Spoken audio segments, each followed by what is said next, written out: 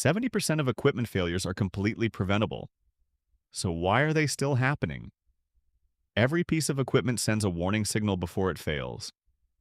This is called the PF interval, the window between when a problem starts and when the breakdown actually happens. Most teams completely miss this window because they have no way to detect it. And it's expensive. Reactive maintenance costs 3 to 5 times more than planned work.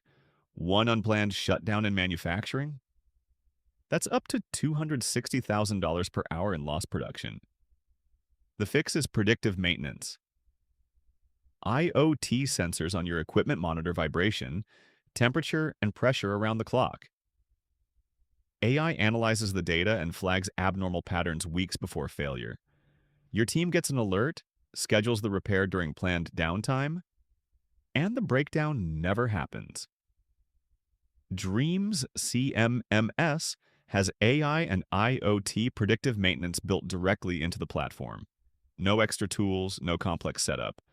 Link in bio to see it in action. Free demo, no sales pressure.